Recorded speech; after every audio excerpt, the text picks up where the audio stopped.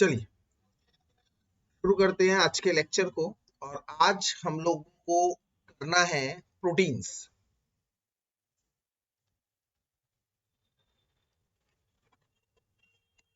सो proteins क्या है? जैसे कि हम लोगों ने आप लोगों को बताया था कि बायोमोलिक्यूल्स में हम लोग पढ़ेंगे एक कार्बोहाइड्रेट, कार्ब्स पढ़ेंगे। दूसरा हम प्रोटीन्स पढ़ेंगे। तीसरा हम न्यूक्लिक एसिड पढ़ेंगे। चौथा विटामिन्स पढ़ेंगे। तो आज हमारा टारगेट है प्रोटीन्स। न्यूक्लिक एसिड और विटामिन्स कुछ भी नहीं है इतना ज्यादा, तो मेन तो कार्ब्स और प्रोटीन्स ही हैं। तो आइए शुरू करते हैं आज का लेक्चर प्रोटीन्स से।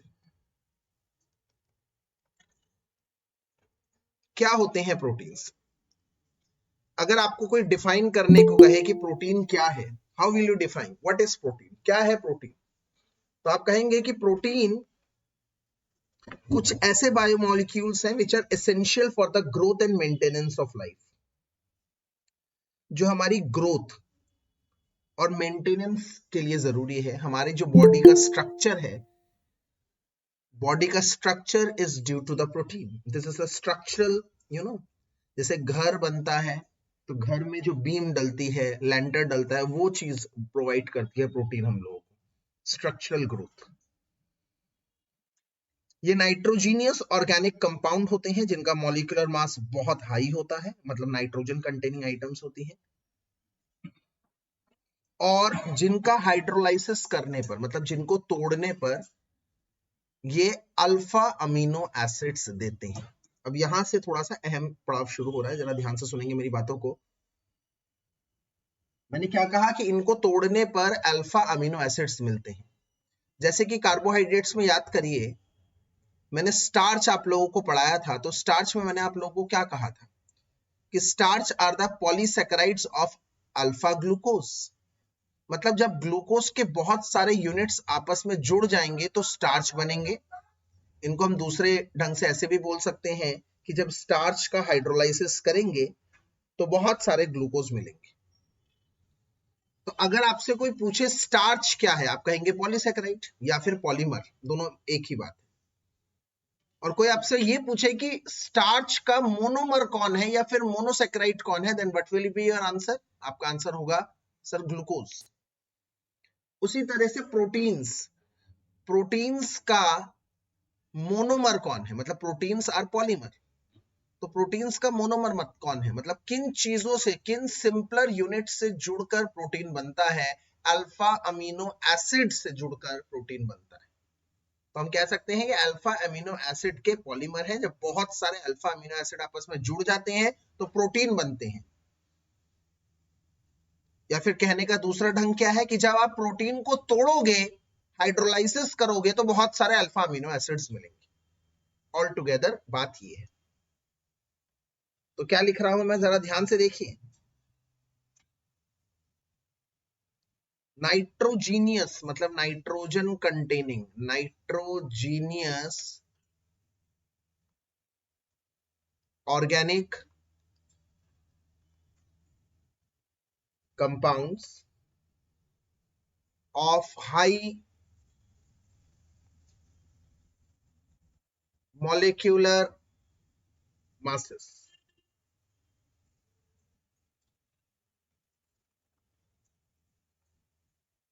made up of large number made up of large number of simpler units, that is alpha amino acid. Simpler unit, that is alpha amino acids.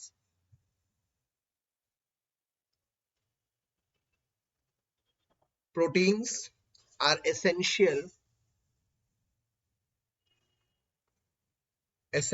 for growth and maintenance of life. ठीक है, तो ये रही protein की basic definition proteins की। और मैं अगर आप लोगों को कहूं कि जैसे कि हम लोगों ने स्टार्च पढ़ने से पहले मतलब ग्लूकोज पढ़ा, मतलब पहले हमने सिंपलर यूनिट पढ़ी, फिर हमने उसका पॉलीमर पढ़ा। इस तरह से यहां पर भी हम यही करेंगे, प्रोटीन्स को पढ़ेंगे तभी जब हम अल्फा अमीनो एसिड्स को अच्छी तरह से समझेंगे। तो पहले हमारा टारगेट होगा अल्फा अमीनो एसिड को पढ़ना, अल्फा अमीनो एसिड को अच्छी तरह से समझना, अल्फा अमीनो एसिड को अच्छी तरह से समझना, ये हमारा टारगेट होगा पहला।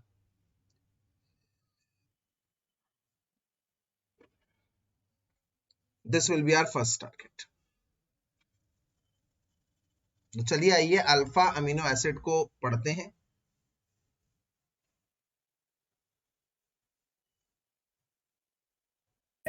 सर बीटा अमीनो एसिड भी कुछ होता है क्या sir? Yes, there can be beta amino acids. Yes, there can be beta amino acids, but we are concerned about alpha amino acids right now.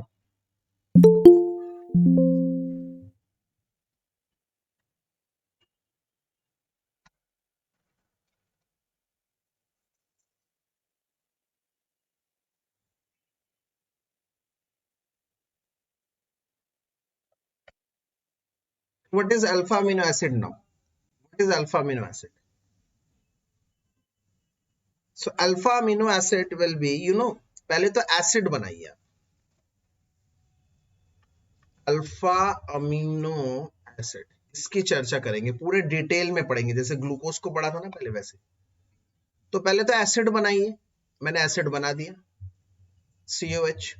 अब अल्फा का मतलब है COH, फंक्शनल ग्रुप के साथ वाला carbon, this is our alpha carbon, functional group के साथ वाला carbon is our alpha carbon, this is our alpha carbon, ये हमारा अल्फा कार्बन है। इस अल्फा कार्बन से अगर मैं एक अमीनो ग्रुप को जोड़ देता हूं, अमीनो ग्रुप को जोड़ देता हूं, अमीनो इज व्हाट बेटा, याद है ना, amino is what, NH2 group, तो ये बन गया अल्फा अमीनो एसिड। अब आपका सवाल था क्या बीटा अमीनो एसिड्स होते हैं कुछ? यस। अब ये कार्बन बीटा है क्योंकि अल्फा से जुड़ा हुआ बीटा, बीटा पर अगर NH2 होता तो वो बीटा अमीनो एसिड होता, इसको हम कहते हैं बीटा अमीनो एसिड। बट यहां पर प्रोटीन किन से मिलकर बनते हैं? वो अल्फा अमीनो एसिड से मिलकर बनते हैं। ये रहा alpha carbon, alpha amino acid, alpha carbon. अब इस कार्बन की 4 वैलेंसी होती है, मतलब 2 और हाथ इसके खाली हैं, तो एक जगह हमने फिक्स कर दिया H। अब ये एक जगह जो है डब्बा, ये खाली है, ये बॉक्स अननोन, इधर कुछ भी हो सकता है भाई, इधर कुछ भी हो सकता है। इसका मतलब इधर कुछ भी हो सकता है का मतलब क्या है सर? मतलब इधर H भी हो सकता है, अगर H होगा तो ये एक इस तरह का अल्फा अमीनो एसिड बनेगा,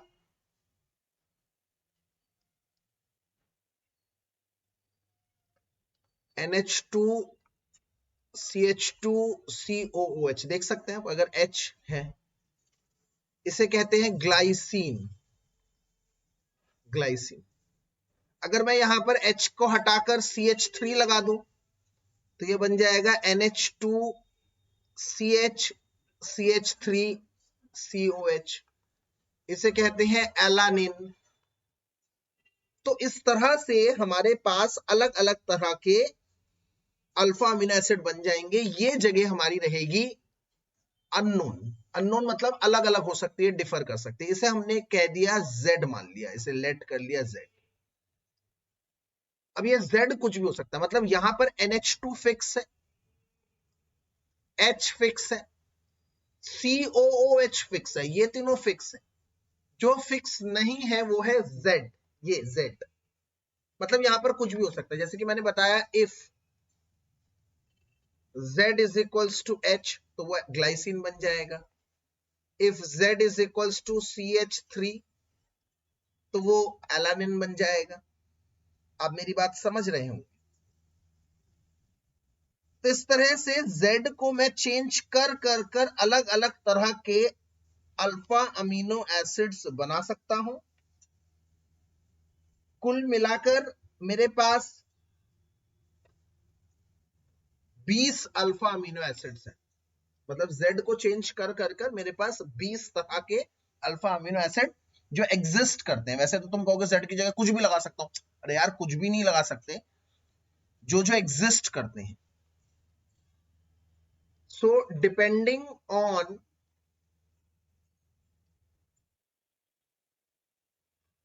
Z, there can be 20 different alpha amino acids. There can be 20 different alpha amino acids.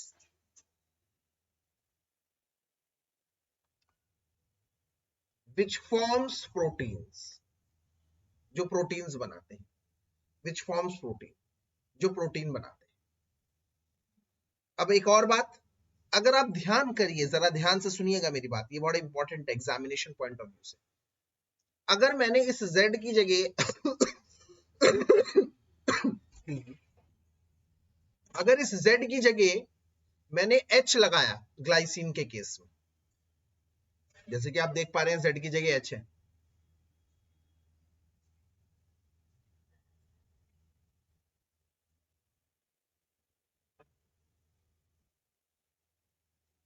तो ये दोनों तो सेम हो गए, ये दोनों तो सेम हो गए भाई।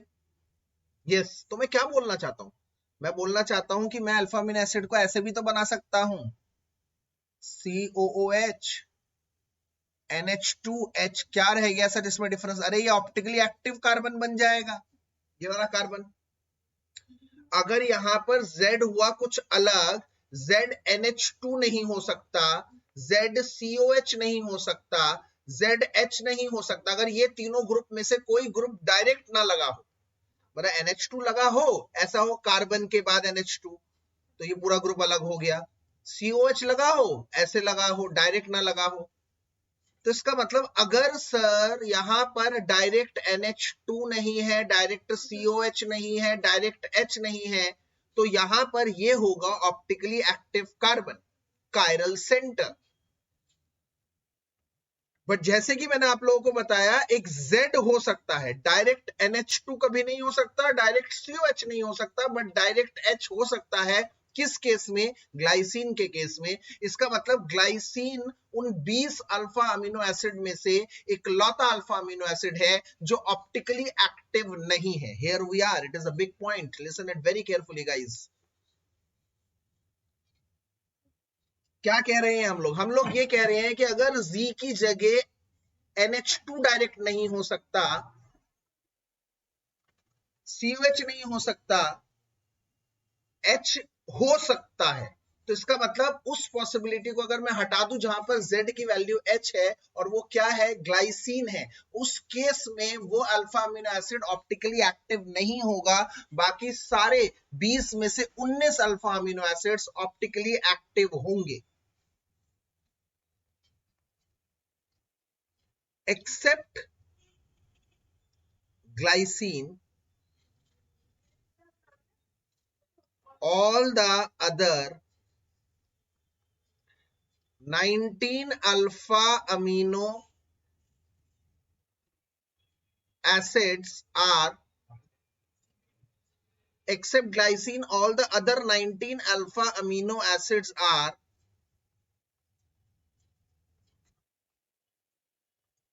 optically active.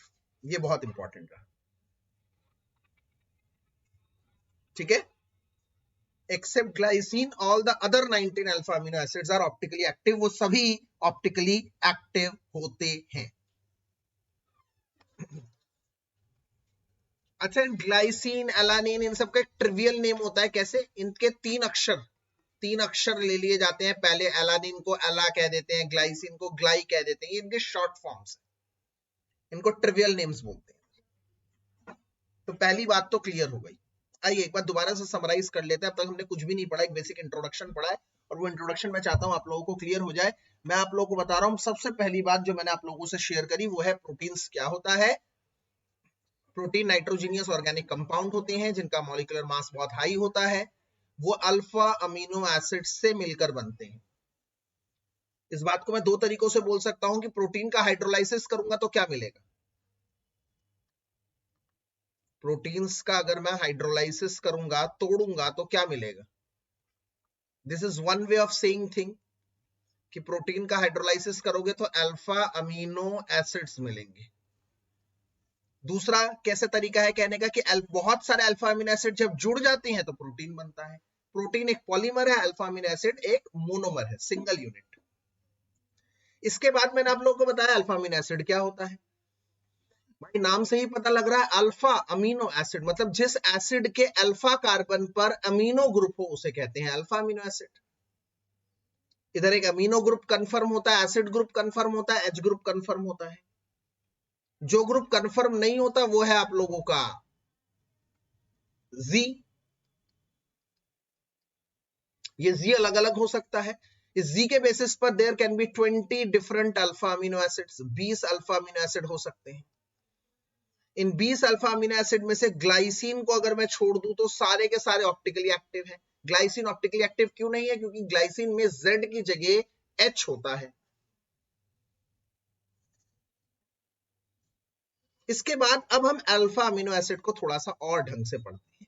Alpha amino acid को थोड़ा और ढंग से पढ़ने की कोशिश करते हैं। अल्फा अमीनो एसिड की क्लासिफिकेशन क्लासिफिकेशन क्लासिफिकेशन सबसे पहला क्लासिफिकेशन है अल्फा अमीनो एसिड का, पहला फर्स्ट क्लासिफिकेशन है on the basis of essentiality. मतलब क्या है सर? अरे भाई देखो, कई अल्फा अमीनो एसिड है जो हमारा शरीर ना खुद ही तैयार कर लेता है, अपने आप सेल्फ सिंथेसिस करता है, तो उसको हमें बाहर से लेने की, डाइट से लेने की कोई जरूरत नहीं है। ऐसे को हम लोग कहते हैं essential, non essential alpha amino acids. मतलब नॉन एसेंशियल मतलब जिनको हमें बाहर से लेने की जरूरत नहीं पड़ती। Why? Because our body can synthesise it by their own. हमारा शरीर अपने आप बना लेता है भाई। अच्छा, दूसरे अमीनो एसिड्स कौन से हैं जो हमारा बॉडी नहीं बना पाता? उसको हमें डाइट से लेने की जरूरत है। खाने में जो हम लोग ध्यान करेंगे भाई ये अल्फा अमीनो एसिड होने चाहिए हमारे खाने में, उसे कहते हैं एसेंशियल अमीनो एसिड्स। तो पहला क्लासिफिकेशन है, फर्स्ट है on the basis of essentiality.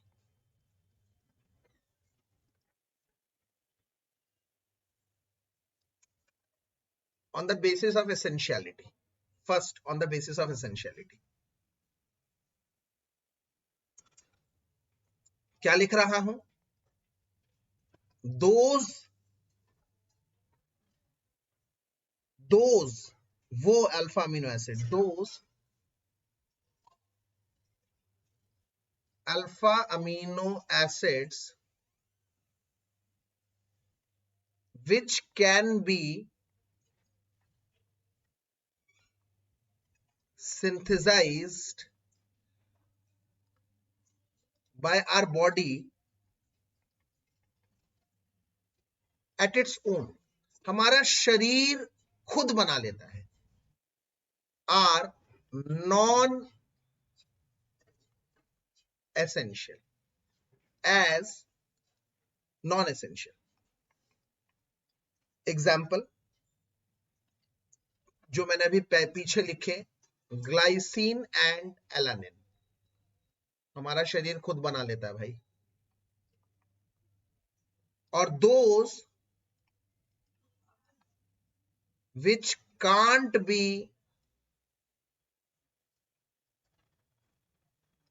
synthesized by our body at its own and has to be taken through diet are essential, उनको हम कहते हैं essential। एग्जाम्पल दो भाई हैं, याद रखना, ल्यूसीन एंड आइसोल्यूसीन। मैं ऐसे एग्जाम्पल करवा रहा हूं कि आप लोगों को याद बहुत आसानी से हो जाए। ल्यूसीन और आइसोल्यूसीन, ये दो भाई हैं, ठीक है भाई, क्लियर। तो ग्लाइसिन हो गए और एलानिन हो गए, और यहां से अपन के हो गए ल्यूसीन और आइसोल्यूसीन, जो हमारा शरीर नहीं बना सकता। नहीं बना सकता तो हमें एक्सटर्नल डाइट के थ्रू लेना पड़ेगा, खाना खाने में हमें ध्यान रखना पड़ेगा भाई वो अल्फा अमीनो एसिड है या नहीं। और जो हमारा खुद बॉडी बना लेता है, देखो नाम से क्या है, नाम कहलाता है नॉन एसेंशियल। तो ये मत सोचना कि जरूरी नहीं है भाई, जरूरी तो दोनों है, जरूरी दोनों है। नाम से तुम करो नॉन एसेंशियल मतलब यार ये तो जरूरी नहीं होंगे, ना ना ना ना, they are also needed in our body. But essential मतलब बाहर से लेने की जरूरत नहीं है भाई, हमारा बॉडी खुद उसे केपेबल है बनाने के। This is the first classification, I think it is done. Now बात आती है सेकंड क्लासिफिकेशन पर। Second classification, second classification on the basis of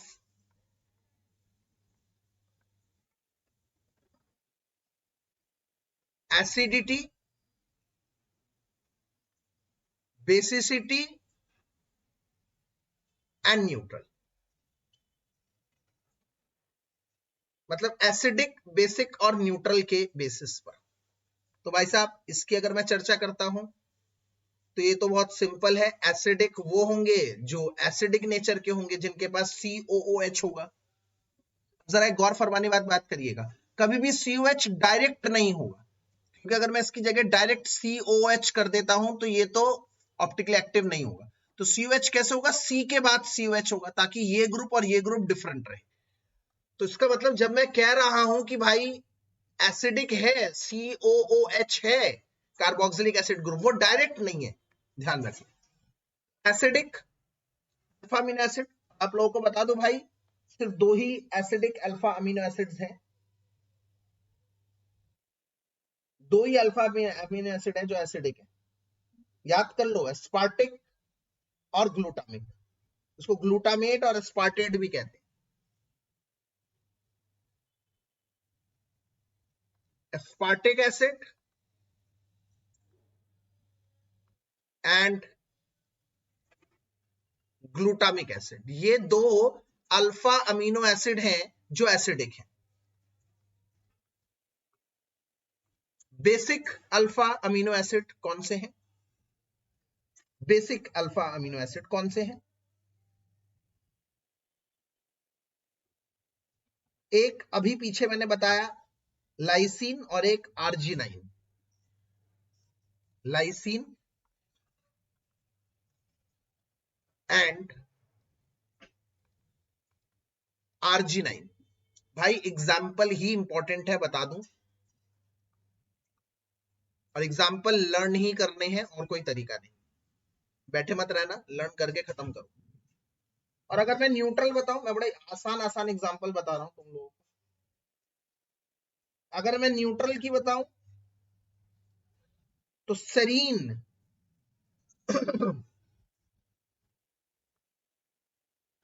serine and,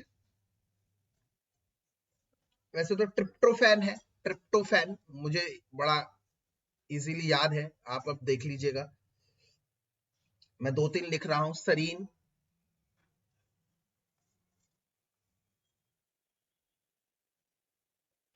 tryptophan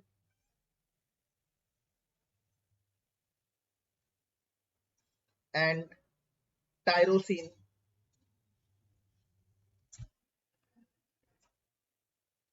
चलो दो दो रहने, चलो टायरोसिन। तो भाई एग्जाम्पल मैं दोबारा बता दूं, aspartic acid, glutamic acid, example रट लेना। एस्पार्टिक एसिड है, ग्लूटामिक एसिड है उसका, अगले का लाइसीन है, आर्जिनाइन है, अगले का सेराइन है, ट्रिप्टोफैन है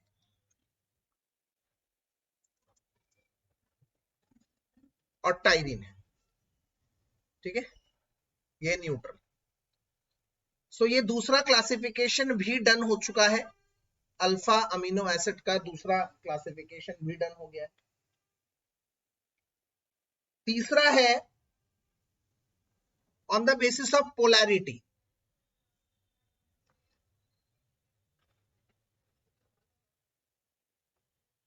on the basis of polarity. Polarity का मतलब क्या है?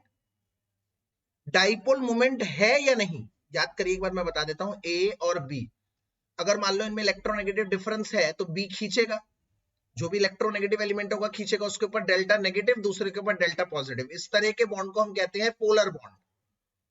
पर अगर मान लीजिए दोनों कुछ ना कुछ करके न्यूट्रल कर रहे हैं, ये जितना खींच रहा है ये भी कितना खींच रहा है, दोनों के ऊपर कोई चार्ज नहीं, उसे हम नॉन पोलर कहते हैं।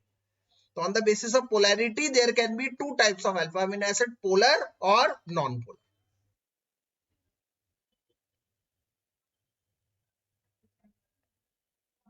पोलर की बात करूं तो जो याद रखना, न्यूट्रल वाले पोलर होते हैं।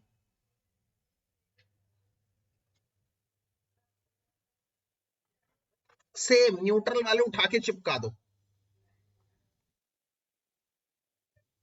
सेरीन,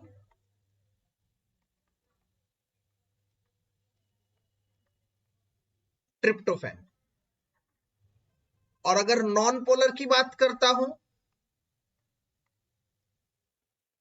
तो वही दो सबसे पहले जो हमने आपको पढ़ा है, ग्लाइसिन और एलानिन। ग्लाइसिन और एलानिन, बस खत्म, क्लासिफिकेशन डन। चलिए एक बार दोबारा से समरी कर लेते हैं क्लासिफिकेशन की, आगे बढ़ने से पहले सब एक बार ध्यान से सुनेंगे। अल्फा अमीनो एसिड को हम तीन तरह से क्लासिफाई कर सकते हैं। पहला क्लासिफिकेशन है on the basis of essentiality, कौन जरूरी है डाइट में लेने के लिए, कौन जरूरी नहीं है डाइट में नहीं लेने के लिए। वो अल्फा अमीनो एसिड जिनको हमें नहीं लेना डाइट में क्योंकि हमारा शरीर खुद बना लेता है, नॉन एसेंशियल। वो अल्फा अमीनो एसिड जो हमारा शरीर नहीं बना पाता, इसीलिए हमें बाहर से खाने में उसको लेना पड़ता है, एसेंशियल। इसके अलावा एसिडिटी, बेसिसिटी और न्यूट्रल के बेसिस पर जो एसिडिक है, बेसिक है, न्यूट्रल है। पोलैरिटी के बेसिस पर जो पोलर है, नॉन पोलर है। बेसिकली इसमें क्वेश्चन कैसे पूछे जाते हैं, पिछले 10 साल का एनालिसिस बताता हूं। इसमें सबसे ज्यादा क्वेश्चन पूछे गए हैं एसेंशियलिटी पर, सबसे ज्यादा एसेंशियलिटी पर क्वेश्चन पूछे जाते हैं। सबसे ज्यादा एसेंशियलिटी पे क्वेश्चन पूछता है, नॉन एसेंशियल एसेंशियल बताना पड़ता है। अगर मैं बात बताता हूं एसिडिक बेसिक की तो इसमें सिर्फ एग्जांपल पूछा जाता है। अगर मैं बात करता हूं पोलर नॉन पोलर की तो एग्जांपल पूछा जाता है।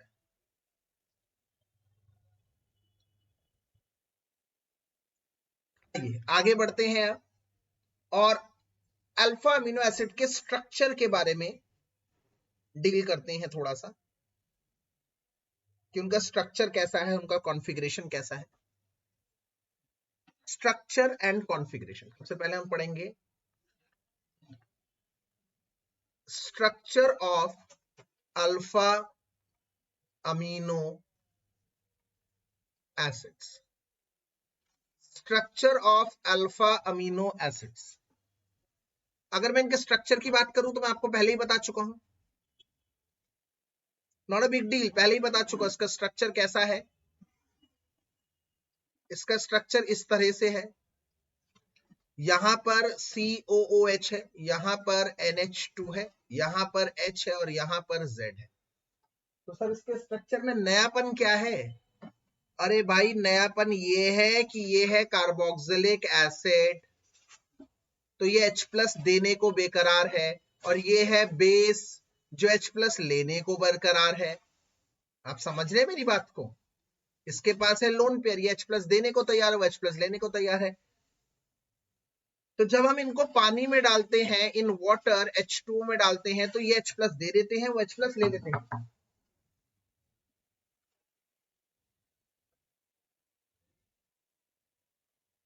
ये H प्लस दे देते हैं और COO माइनस बनाते हैं, और ये H प्लस ले लेते हैं और NH3 प्लस। देखो कैसे, ये H प्लस दे देंगे तो यहां से गया तो CO माइनस बच गया, ये H प्लस यहां आ गया तो NH2 और H प्लस आ गया NH3 प्लस। बाकी सब कुछ सेम है। अगर आप इस आयन को ध्यान से देखते हैं जो पानी के अंदर ये बना, जो वाटर के अंदर बना, इसको आप अगर ध्यान से देखते हैं, इसके अंदर एक नेगेटिव है और एक पॉजिटिव है। इसे कहते हैं, स्पेशली ऐसो को हम कहते हैं बाईपोलर आयन। बाईपोलर मतलब जिसमें दो दो पोल्स हैं भाई, बाईपोलर आयन, बाईपोलर आयन।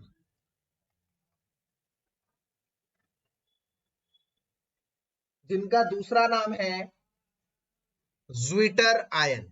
ये बहुत इंपॉर्टेंट है, पूछा जाएगा ज्विटर आयन क्या है, ज्विटर आयन स्ट्रक्चर क्या है। तो भाई क्योंकि अल्फा अमीनो एसिड में एसिडिक ग्रुप भी है, बेसिक ग्रुप भी है, तो acidic group H plus loss करता है, basic group H plus gain करता है, और वो इस तरह से करते हैं कि एक दूसरे को न्यूट्रलाइज करते हुए नजर आते हैं इंटरनली, और उसे हम ज्विटर आयन कहते हैं।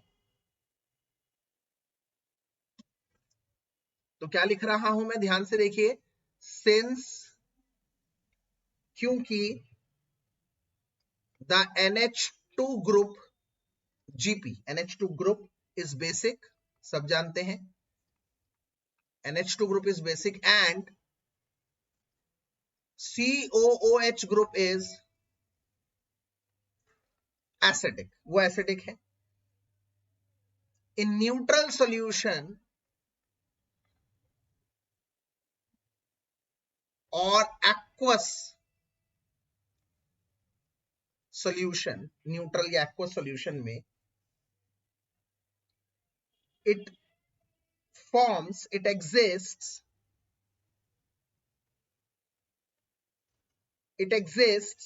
in an internal ionic form, in an internal ionic form that is bipolar और ज्विटर आयन। उसे हम कहते हैं बाइपोलर या फिर ज्विटर आयन। इस तरह से ये काम करता है, ठीक है। अब ज्विटर आयन डाइपोलर है, दोनों चार्ज है, ओवरऑल इलेक्ट्रिकली न्यूट्रल है, जिसके अंदर पॉजिटिव चार्ज भी है, न्यूट्रल चार्ज, नेगेटिव चार्ज भी है। तो इसीलिए अल्फा अमीनो एसिड्स का ना हाई मेल्टिंग पॉइंट होता है। High melting point crystalline solids होते हैं, पानी में भी थोड़े बहुत सॉल्युबल होते हैं, एम्फोटेरिक नेचर होते हैं क्योंकि प्लस और माइनस दोनों होते हैं। तो मैं क्या लिख रहा हूं, as it has both, क्योंकि इसके पास दोनों, as it has both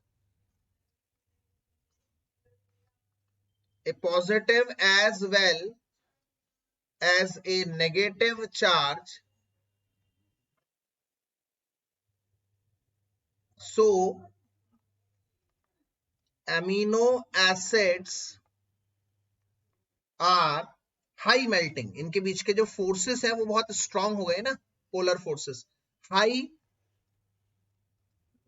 melting crystalline solids, ठीक है। अब यहां पर एक नई चीज खोलने जा रहे हैं, ध्यान से सुनिएगा। हमने ज्विटर आयन पढ़ लिया इस पेज में, मुख्यतः मेन आइटम क्या थी, मेन आइटम थी इस पेज की ज्विटर आयन, वो हमने पढ़ लिया। मेन इस पेज का जो टारगेट था वो था ज्विटर आयन या फिर बाइपोलर या फिर डाइपोलर आयन, वो हमने पढ़ लिया। अब नेक्स्ट नई चीज मैं आप लोगों को बताने जा रहा हूं, ध्यान से सुनिए। नेक्स्ट नई चीज क्या है, नेक्स्ट नई चीज ये है, depending on the pH solution. मान लो अगर न्यूट्रल सॉल्यूशन नहीं है, पीएच अगर एसिडिक है ना, लो पीएच है, एसिडिक है, एसिडिक है, एसिडिक पीएच है मान लो, ध्यान से सुनना मेरी बात, ये है COOH, ये है H, ये है Z, ये है NH2। अगर बेसिक है तो ये H प्लस देगा, ये H प्लस लेगा, ये हमने पढ़ा ज़्विट्रायन। बट मैं ये कह रहा हूं, मान लो अगर सॉल्यूशन एसिडिक है, न्यूट्रल ना हुआ, न्यूट्रल ना हुआ तो एसिडिक होगा, अगर एसिडिक होगा तो H प्लस ज्यादा होगा सॉल्यूशन के अंदर, H प्लस ज्यादा होगा तो नाइट्रोजन के लोन पेयर लेने के चांसेस ज्यादा हो जाएंगे, तो तब वो ज़्विट्रायन नहीं बनाएगा। अगर एसिडिक सॉल्यूशन होगा तो उसमें सिर्फ पॉजिटिव आएगा चार्ज, कैटायन बनाएगा, कैटायन बनाएगा। आप समझो मेरी बात को। और इसी तरह से अगर पीएच हुआ बेसिक, पीएच अगर बेसिक हुआ तो OH की मात्रा ज्यादा है उसमें, अगर OH की मात्रा ज्यादा है तो ये H प्लस जल्दी से दे देगा उसको न्यूट्रल करने के लिए, तो बेसिक मीडियम में उसका एसिडिक पार्ट एक्टिव होगा। दरअसल बेसिक मीडियम में बेस डीएक्टिवेट हो जाएगा, बेस तो है ही पहले से, वो डीएक्टिवेटेड है। बेसिक मीडियम में उसका एसिडिक पार्ट ज्यादा एक्टिव होगा, ये H प्लस देना ज्यादा एक्टिव होगा। तो मैं क्या कह रहा हूं, एसिडिक मीडियम में ये कैसे एग्जिस्ट करेगा, COOH और NH3 प्लस, ये कैसे एग्जिस्ट करेगा बेसिक मीडियम में, COO माइनस, बेसिक मीडियम में इसका बेसिक अनचेंज रहेगा, एसिडिक मीडियम में इसका एसिडिक अनचेंज है, बेसिक मीडियम में बेसिक अनचेंज है। तो अगर एसिडिक मीडियम है तो बेस काम में आएगा, बेस रोल प्ले करेगा, इसी तरह से बेसिक मीडियम है तो एसिडिक रोल प्ले करेगा। तो कहने का मतलब क्या है, इन एसिडिक मीडियम ये बनाता है, पूछा जाएगा क्या बनाता है, कैटायन बनाता है। इन बेसिक मीडियम ये क्या बनाता है, पूछा जाएगा, ये बनाता है एनायन। जबकि न्यूट्रल मीडियम में क्या बनाता है, न्यूट्रल मीडियम में ये बनाता है ज़्विटर आयन, पॉजिटिव नेगेटिव दोनों न्यूट्रल आयन में। इन न्यूट्रल मीडियम ये दोनों बनाता है ज़्विटर आयन और डाइपोलर आयन। ये आपको बहुत ही समझना है। जब पीएच 7 से कम होगा तो ये कैटायन की तरह बिहेव करेगा, जब पीएच 7 से बड़ा होगा तो ये एनायन की तरह बिहेव करेगा, और जब पीएच 7 के बराबर होगा तो ये ज़्विटर आयन की तरह बिहेव करेगा। ये आप लोगों को बहुत अच्छी तरह से समझना है, ये आप लोगों को बहुत ही अच्छी तरह से समझना है, ये बहुत इंपॉर्टेंट है। तो इसका मतलब सर अगर पीएच कम है, 7 से कम है, 7 से कम है पीएच, तो ये वाली चीज बनेगी सर, ठीक है समझ में आ गई, ध्यान से सुनते रहिएगा, ये वाली चीज बनेगी सर, ठीक है समझ में आ गई मेरी बात, ये बनेगा। अब ये बनेगा तो ये कैटायन है पॉजिटिव चार्ज, तो कैटायन किसकी तरफ मूव करेगा, कैथोड की तरफ, तो ये कैथोड की तरफ मूव करेगा। और पीएच अगर 7 से बड़ा है तो नेगेटिव चार्ज है, एनोड की तरफ मूव करेगा, और अगर पीएच 7 के बराबर है तो ये कैथोड एनोड किसी की तरफ मूव नहीं करेगा।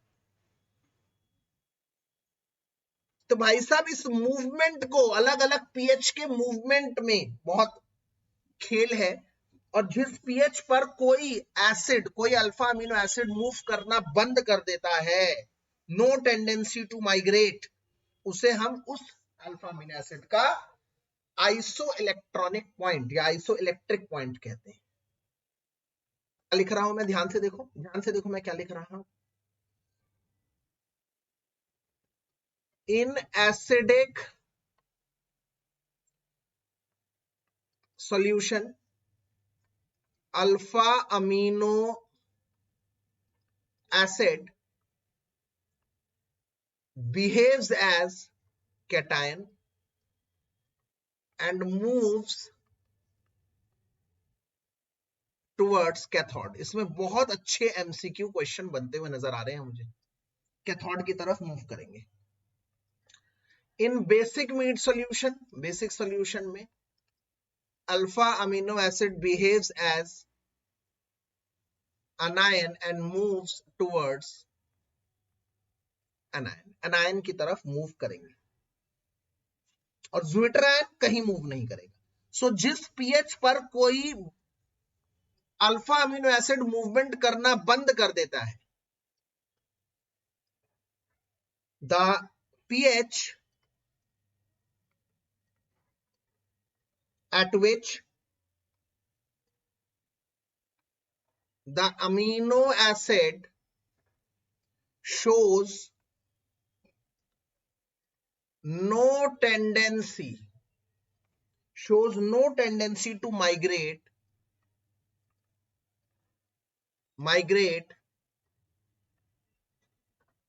towards cathode or anode। Cathode anode पे कोई टेंडेंसी नहीं है, tendency to migrate toward cathode and anode, and exists the equilibrium, exists the equilibrium when placed in an electric field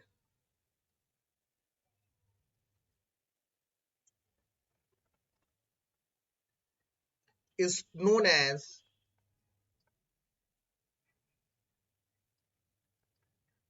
isoelectric point। ठीक है, तो ये एक नई चीज हमने सीखी। दोबारा एक बार बता देता हूँ फटाफट से, एक बार दोबारा हमने एक बार मेरी बात को ध्यान से सुनेंगे। पहले हमने क्या कहा कि अल्फा अमीनो एसिड अपने आप में क्या होते हैं, एसिडिक भी होते हैं, बेसिक भी होते हैं, उनके अंदर नेगेटिव भी होता है, पॉजिटिव भी होता है, एक दूसरे को न्यूट्रलाइज कर देते हैं, बात खत्म। पर अगर उनको एसिडिक मीडियम में रखा जाएगा तो उनका बेस वाला पार्ट एक्टिव हो जाएगा, बेस वाला पार्ट जाग जाएगा, पॉजिटिव कैटायन की तरफ मूव करेंगे, कैटायन की तरफ मूव करेंगे, कैथोड में जाएंगे। और अगर उनको एसिडिक में नहीं बेसिक में रख दिया तो बेसिक में उनका बेस वाला पार्ट इनएक्टिव हो जाएगा, एसिडिक वाला पार्ट जाग जाएगा और वो नेगेटिव बनेगा और वो एनोड की तरफ मूव करेगा। तो जब वो एनोड की तरफ मूव कर रहा है, मैं उसका पीएच चेंज करूंगा, चेंज करते करते एक ऐसा पीएच आ जाएगा कि एनोड की तरफ मूव करना बंद कर दे।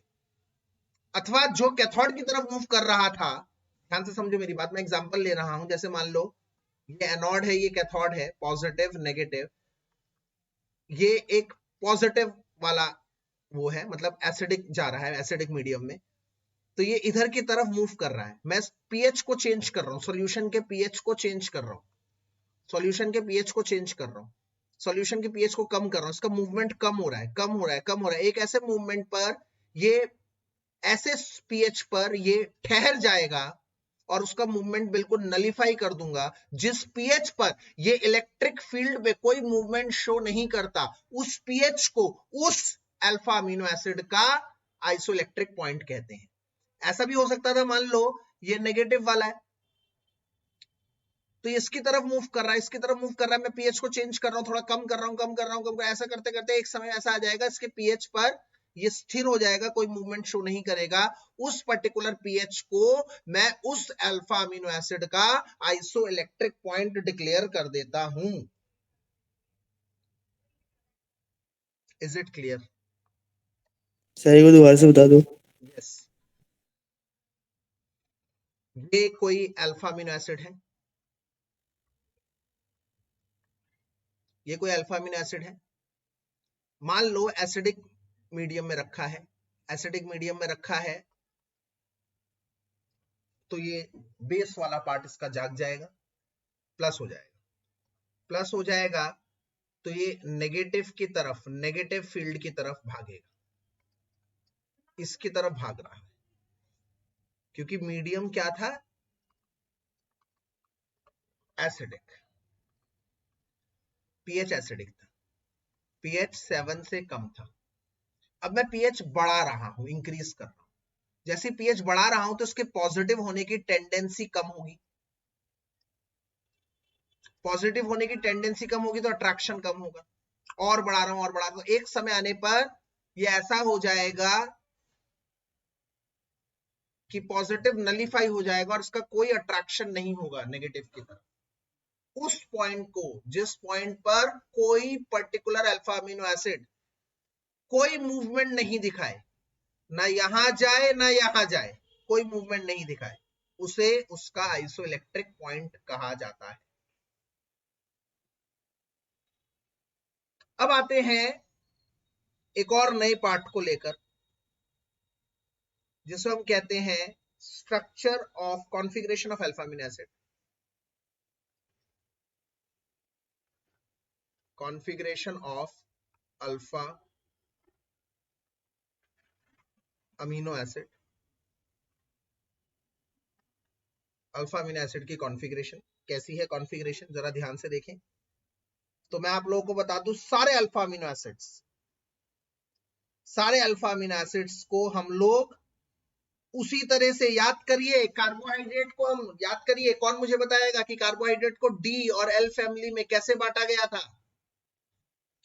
किसको? सर ग्लिसरॉल्डिहाइड की वजह से। यस यस यस, हम ग्लिसरॉल्डिहाइड को बेस मानकर कार्बोहाइड्रेट को डी फैमिली एल फैमिली में डिक्लेयर करते थे। उसी तर्ज पर, सेम उसी मायनों पर हम लोग अल्फा अमीनो एसिड को भी डिक्लेयर करते हैं, L family D family. Same alpha amino acid भी उसी हिसाब से करे जाते हैं। तो क्या लिख रहा हूं मैं, ध्यान रखना। Like carbohydrates, alpha amino acids are also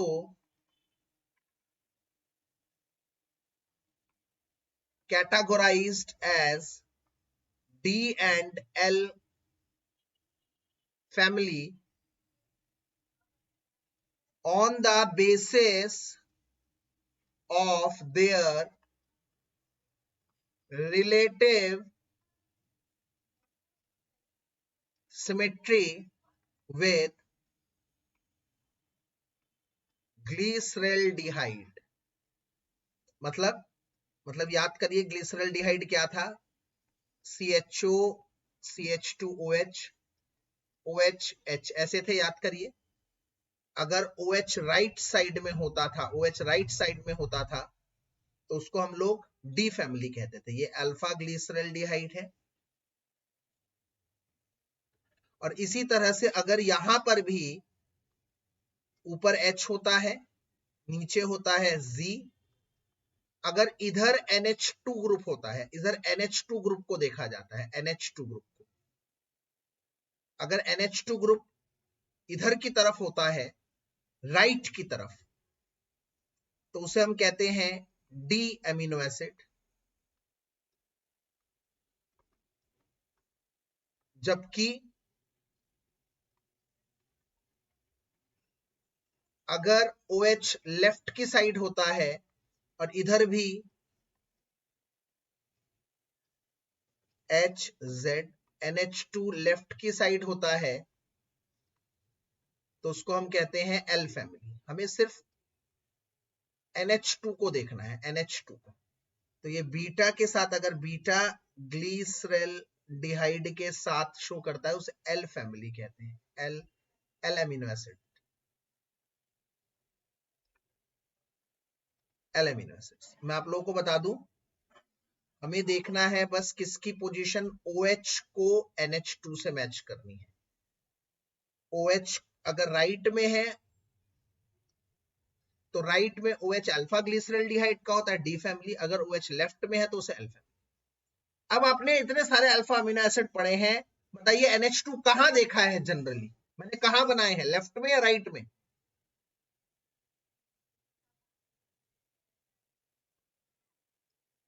अरे बताइए, इन सारे अल्फा अमीनो एसिड्स में NH2 आपने कहां बनाया है, लेफ्ट में या राइट में, कहाँ बनाया है बोलो? सर लेफ्ट में। यस, लेफ्ट में, बिल्कुल। जो naturally occurring alpha amino acids होते हैं ज्यादातर वो क्या होते हैं? ज्यादातर क्या होते हैं? एल अमीनो एसिड्स, मोस्टली, ज्यादातर, क्योंकि NH2 हमेशा लेफ्ट में होता है। ठीक है, ठीक है। तो क्या लिख रहा हूं मैं? ऑल नेचुरली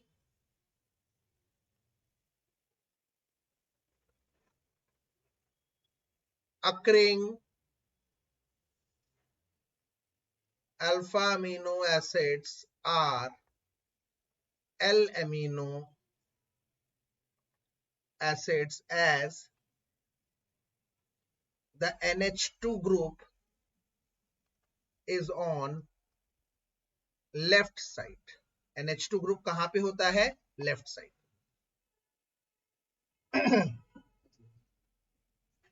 ये बहुत इंपॉर्टेंट है, आप लोगों को पता होना चाहिए। आइए अगले पड़ाव पर चलते हैं, अगली चीज शुरू करते हैं। अगली चीज है पेप्टाइड लिंकेज। मतलब दो, याद करिए कार्बोहाइड्रेट्स में बच्चों हम लोगों ने करा था, दो कार्बोहाइड्रेट आपस में कौन से बॉन्ड के थ्रू जुड़ते थे? याद करिए, कौन सा बॉन्ड था जो ग्लाइकोसिडिक दो लिंकेज। Glycosidic linkage. यस, इसी तरह से यहां पर इसे पेप्टाइड लिंकेज कहेंगे, जिसमें दो अल्फा अमीनो एसिड आपस में जुड़े, दो अल्फा अमीनो एसिड आपस में जुड़े। पेप्टाइड लिंकेज क्या है? पेप्टाइड लिंकेज, जैसे मान लीजिए ये एक अल्फा अमीनो एसिड है, मैं इसका NH2 ऐसे HZ1, मैंने Z1 लिख दिया, इसका मतलब ये एक अल्फा अमीनो एसिड है। ये एक दूसरा अल्फा अमीनो एसिड है NH, मैंने इसका NH2 ध्यान से देखिएगा खोल के लिखा है, बताऊंगा अभी, पता लग जाएगा आप लोगों को क्यों खोल के लिखा है। जब ये दोनों ऐड होंगे तो क्या होगा? इसका H और इसका OH निकल जाएगा,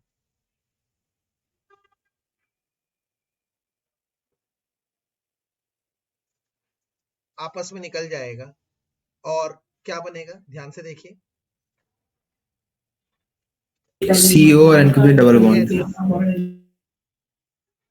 इधर बनेगा NH2, इधर बनेगा H, इधर बनेगा Z, CONH।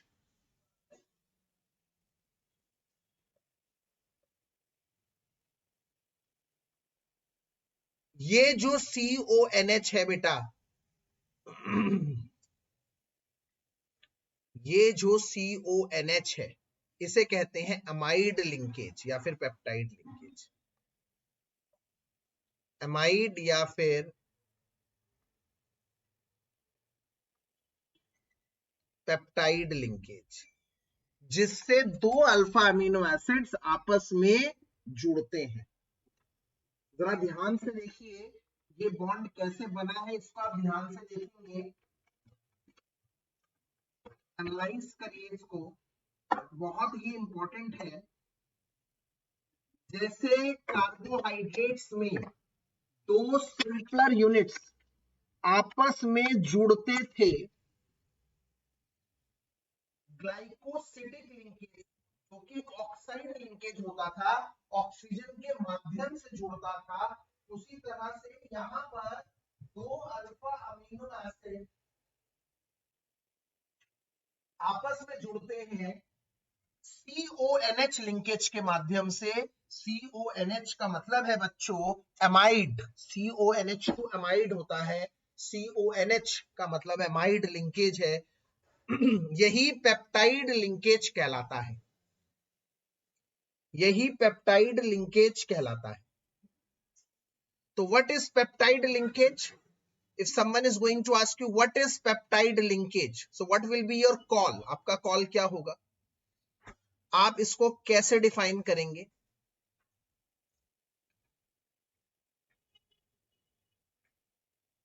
the CONH linkage,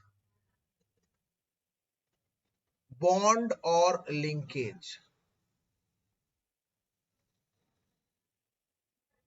which holds 2 alpha amino acids is known as peptide linkage, while जबकि the compound formed, जो कंपाउंड फॉर्म होता है, कंपाउंड फॉर्म्ड इज, क्या कहते हैं उसे, डाइपेप्टाइड। याद करिए, जैसे कार्बोहाइड्रेट में क्या कहते थे आप लोग, डाइसैकेराइड। 2 सिंपलर यूनिट से बनता है डाइसैकेराइड, यहाँ डाइपेप्टाइड। 3 बनता है ट्राइपेप्टाइड, 4 बनता है टेट्रापेप्टाइड, बहुत सारे बनते हैं। उधर हमने पढ़ा था पॉलीसैकेराइड, इधर हम पढ़ेंगे पॉलीपेप्टाइड। इस फॉर्म इज डाइपेप्टाइड। और similarly if large number of बहुत सारे, similarly इसी तरह से large number of alpha amino acids are held together by such peptide linkages are known as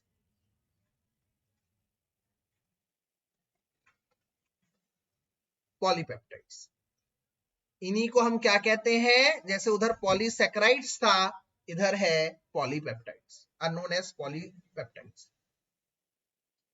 इनको पॉलीपेप्टाइड कहा जाता है बच्चों, ठीक है। और इसी तरह से बच्चों सुनो मेरी बात, इसी तरह से मेरी बात ध्यान से सुनो, ऐसा पॉलीपेप्टाइड जिसमें कम से कम 100 अल्फा अमीनो एसिड हो, कम से कम 100 अल्फा अमीनो एसिड हो, उसको हम कहते हैं प्रोटीन। नहीं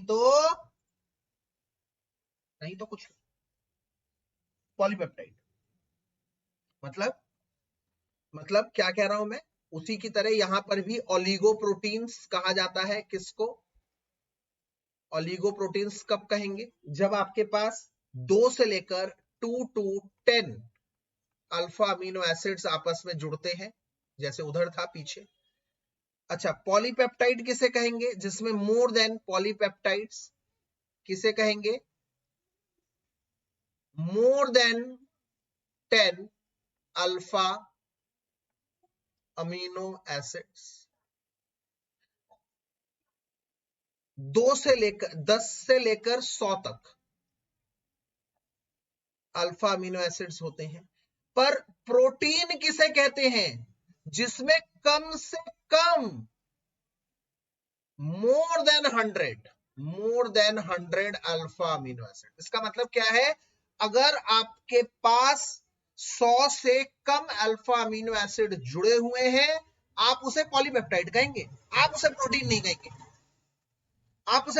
कहेंगे, आप उसे कहेंगे सिर्फ पॉलीपेप्टाइड। बट अगर कहीं 100 से अधिक प्रोटीन आपसे जुड़ा हुआ है, तभी 100 से अधिक अल्फा अमीनो एसिड जुड़ा हुआ है, तभी आप उसको पॉलीपेप्टाइड को प्रोटीन कह सकते हैं। सर वो ओलिगोपेप्टाइड होगा ना, ओलिगोपेप्टाइड, हाँ sorry, yes very good, oligopeptide. तो हम क्या कह रहे हैं, ध्यान से सुनिए, मेरी बात को ध्यान से सुनिए।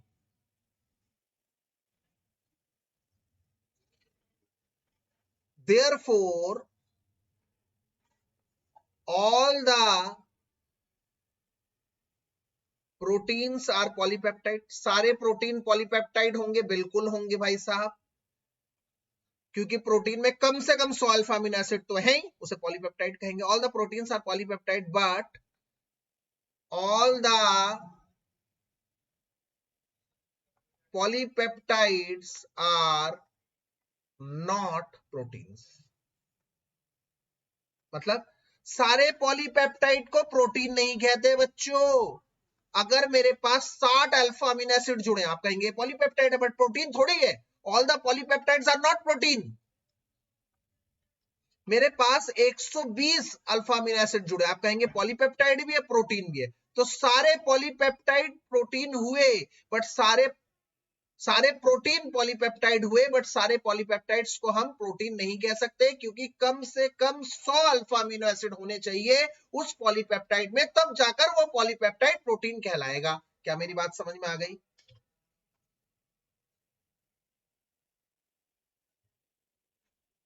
Is that clear? इसमें कुछ एक आप लोगों को बता दूं, कुछ एक अपवाद भी होते हैं, एक्सेप्शंस भी होते हैं, जैसे कि इंसुलिन। सुना है ना आपने इंसुलिन, शुगर वाला। एक इन्यूलिन है अलग, इन्यूलिन फ्रक्टोस का पॉलीमर है। इंसुलिन अलग है, इंसुलिन वही शुगर वाला इंजेक्शन जो लगता है, हार्मोन। तो इंसुलिन एक ऐसा पॉलीपेप्टाइड है, प्रोटीन कहलाता है, जिसमें सिर्फ 50-51 अल्फा अमीनो एसिड्स होते हैं। It has some exceptions, like insulin is a protein which has lesser number of alpha amino acids than 100। 100 से कम है, फिर भी इसको कहा जाता है। यहाँ पे कुछ एक्सेप्शन है, मैंने को कहा। ठीक है, मेरी बात समझ में आ गई मेरे ख्याल से। इसके बाद अगले पड़ाव पर चलते हैं, वो हम पढ़ेंगे क्लासिफिकेशन ऑफ प्रोटीन्स। प्रोटीन्स का क्लासिफिकेशन कैसे किया जाता है? Classification of protein, classification of proteins, classification of proteins. Proteins का क्लासिफिकेशन दो रूपों में किया जाता है, सिंपल प्रोटीन जिनमें सिर्फ प्रोटीन होते हैं, और कंजुगेटेड प्रोटीन जिसमें प्रोटीन के साथ साथ एक नॉन प्रोटीन ग्रुप भी होता है। और आजकल ये क्वेश्चन बहुत आ रहे हैं भाई साहब, एमसीक्यू में मैं देख रहा हूं। तो पहला कौन सा है?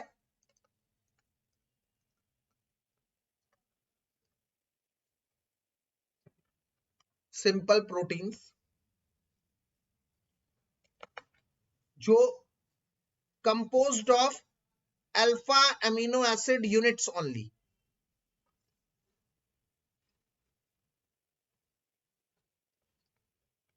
Composed of alpha amino acids only by peptide linkages। और दूसरे इंपॉर्टेंट जो हैं ज्यादा, जिनकी मैं बात कर रहा था, वो है कॉन्जुगेटेड प्रोटीन्स। कॉन्जुगेटेड प्रोटीन्स, तो कॉन्जुगेटेड प्रोटीन क्या होते हैं? जिनमें सिंपल प्रोटीन होता है और एक नॉन प्रोटीन ग्रुप होता है। मतलब simple protein plus non protein group. Non protein group, इस नॉन प्रोटीन ग्रुप को हम लोग प्रोस्थेटिक ग्रुप या फिर कोफैक्टर भी कहते हैं। Non protein group is also known as prosthetic group और कोफैक्टर। प्रोस्थेटिक ग्रुप और कोफैक्टर भी कहा जाता है। एग्जाम्पल जैसे न्यूक्लियोप्रोटीन्स, न्यूक्लियो प्रोटीन्स। इसमें क्या होते हैं? न्यूक्लिक एसिड प्रोस्थेटिक ग्रुप होता है, nucleic acid as prosthetic group, मतलब जो नॉन प्रोटीन पार्ट होता है न्यूक्लियो प्रोटीन्स में, वो न्यूक्लिक एसिड होता है। तो nucleic acid plus simple proteins मिलकर बनता है न्यूक्लियो प्रोटीन्स। और एग्जांपल फॉस्फोप्रोटीन्स। तो फॉस्फोप्रोटीन्स में क्या होता है? Phosphoric acids. अच्छा, एग्जांपल भी तो दूं उसका, न्यूक्लियो प्रोटीन्स का एग्जांपल, न्यूक्लियस सेल का, nucleus of the cell, cell का न्यूक्लियस। इसी तरह से फॉस्फोप्रोटीन्स, ये आपने बहुत सुना होगा, कहा प्रोजेक्ट्स बनाए होंगे तो आपने सुना होगा फॉस्फोप्रोटीन्स।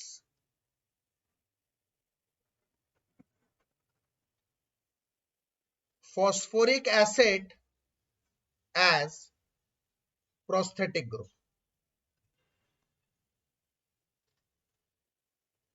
एग्जाम्पल, केसीन मिल्क में पाया जाता है ना, केसीन इन मिल्क, ये दोनों बहुत इंपॉर्टेंट है। मेटल प्रोटीन्स भी होते हैं जैसे हेमोग्लोबिन या फिर क्लोरोफिल, इसे क्रोमोप्रोटीन भी कहते हैं।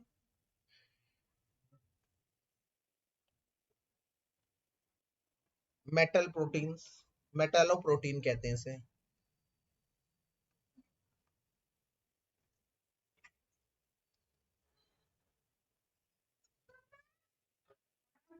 मेटालोप्रोटीन्स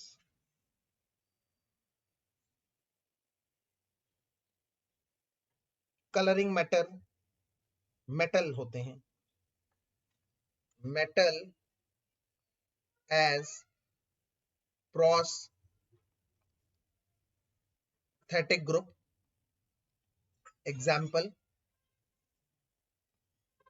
हेमोग्लोबिन और क्लोरोफिल। तो ऐसे क्वेश्चन भी आ सकते हैं, आप लोग इसको भी जरूर ध्यान करिए। एक चीज और मैं बताना चाहूंगा बच्चों यहाँ पर, क्या कि जब हम कोई लंबी चेन बनाते हैं अल्फा अमीनो एसिड की, जैसे कि इधर आप लोगों की बनी है, तो इनको हम लोग कहते हैं, इस फ्री ग्रुप को, COH वाला रह गया है जैसे इधर, तो इसको C टर्मिनल के नाम से जाना जाता है। जहां पर एसिड है इसे C टर्मिनल के नाम से जाना जाता है। C जहां पे एसिड रह जाता है इसे कार्बन टर्मिनल, C टर्मिनल के नाम से, और जहां पर NH2 रह जाता है इसे N टर्मिनल, नाइट्रोजन टर्मिनल के नाम से जाना जाता है। ये कुछ ऐसे ही नाम है, मैंने आप लोगों को बता दिए सेफ साइड के लिए। और इसके बाद चलते हैं आखिरी पड़ाव पर। आखिरी पड़ाव जहां पर हम समझेंगे प्रोटीन के स्ट्रक्चर। 4 स्ट्रक्चर हैं, प्राइमरी, सेकेंडरी, टर्शरी और क्वाटरनरी।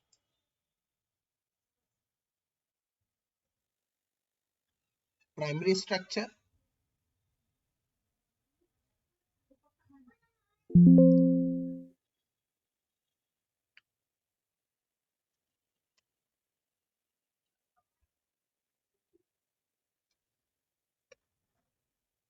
Structures of protein.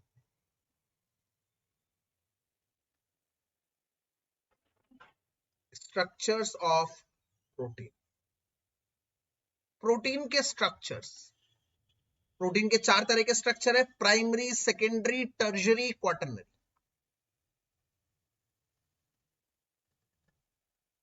पहला प्राइमरी या फिर 1 डिग्री स्ट्रक्चर किसे कहते हैं? 1 डिग्री स्ट्रक्चर किसे कहते हैं? बेटा देखो ध्यान से मेरी बात, मैंने अभी भी क्या कहा, जब बहुत सारे अल्फा अमीनो एसिड आपस में जुड़ जाते हैं उसे पॉलीपेप्टाइड कहते हैं। और ऐसे ही पॉलीपेप्टाइड जिसमें कम से कम 100 अल्फा अमीनो एसिड हो उसे हम कहते हैं प्रोटीन। हमने अभी भी समझाया आप लोगों को। तो कम से कम 100 अल्फा अमीनो एसिड आपस में जुड़ जाते हैं तो बनता है प्रोटीन। तो 100 अल्फा अमीनो एसिड को जब आप जोड़ोगे ना तो उसका सीक्वेंस बहुत इंपॉर्टेंट है यार। सीक्वेंस मतलब क्या, जैसे एलानिन है पहले, फिर ग्लाइसिन है, फिर एलानिन है, फिर ग्लूटामिक एसिड है, फिर एस्पार्टिक एसिड है, फलाना। ये जो सीक्वेंस है ये बड़ा इंपॉर्टेंट है। सीक्वेंस गड़बड़ नहीं होना चाहिए भाई साहब, ध्यान रखना, सीक्वेंस इज वेरी इंपॉर्टेंट। मैं आपको एग्जांपल देता हूं, जैसे मेरा मोबाइल नंबर है, मेरा मोबाइल नंबर है 9971440446, ये मेरा मोबाइल नंबर है सपोज।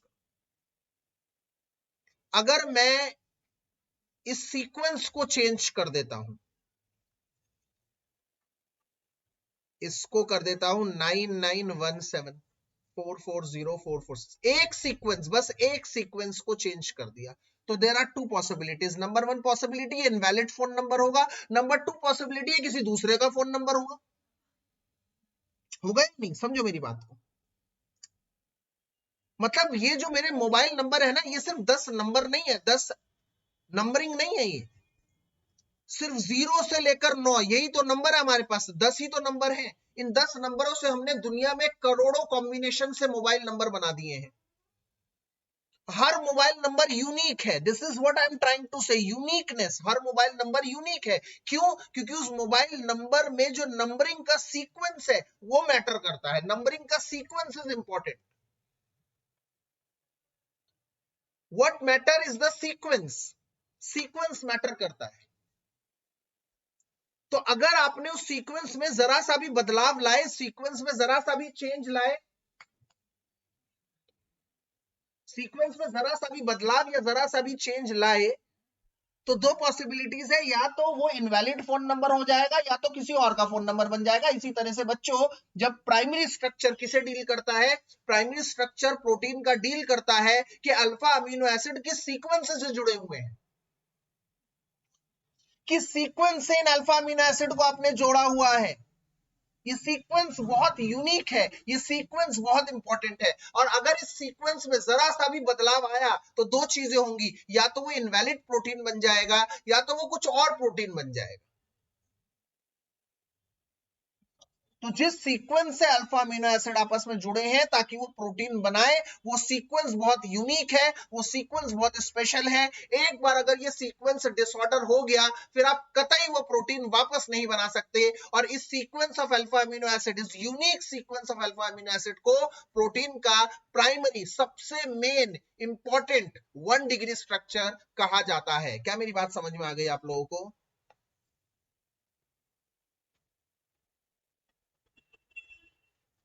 अरे बोलो भाई, सो गए क्या सब लोग? सर एक और बार बता दीजिए। यस बेटा, मैंने अभी भी क्या कहा, जैसे ये एक अल्फा अमीनो एसिड है, COH NH2 ग्लाइसिन है। एक और अल्फा अमीनो एसिड होगा, अगला वाला इधर ग्लाइसिन ले लिया, इधर वाला एलानिन ले लिया, फिर एक और ले लिया। ऐसे मैंने क्या कहा है, 100 अल्फा अमीनो एसिड आपस में जुड़े होंगे तब जाकर उसको मैं प्रोटीन कहूंगा। तो 100 अल्फा अमीनो एसिड को जोड़ने के लिए अल्फा अमीनो एसिड लेने पड़ेंगे ना, तो कौन कौन से अल्फा अमीनो एसिड लोगे ये भी तो मैटर करता है ना। बिल्कुल,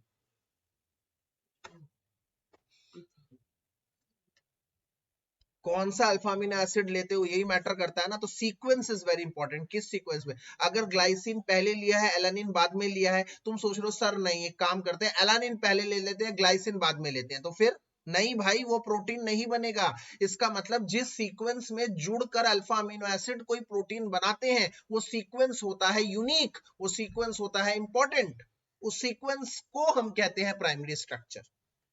जस्ट लाइक मेरा मोबाइल नंबर, जैसे मेरा मोबाइल नंबर में नंबर्स एक सीक्वेंस में, यूनिक सीक्वेंस में जुड़े हुए हैं तभी तो वो मेरा मोबाइल नंबर हो। थोड़ी ही मैंने उन नंबर्स को किसी भी तरह से जोड़ दिया मेरा मोबाइल नंबर बन गया, नहीं। वो सीक्वेंस बहुत इंपॉर्टेंट होता है, सीक्वेंस को प्राइमरी स्ट्रक्चर कहते हैं प्रोटीन का। Is that clear now? Yes sir. The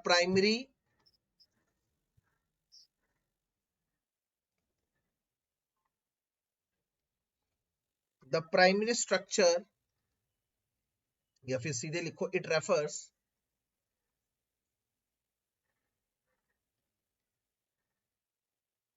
It refers to the number. It refers to the number and sequence, unique sequence, not sequence,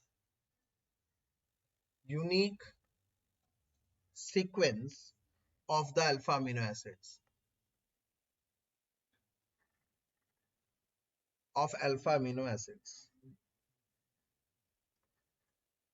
in a polypeptide chain. उसे हम primary sequence कहते हैं. सबसे पहला primary structure protein का, insulin का पता लगाया था फेडरिक सेंगर ने, जिनको नोबेल प्राइज में मिला था.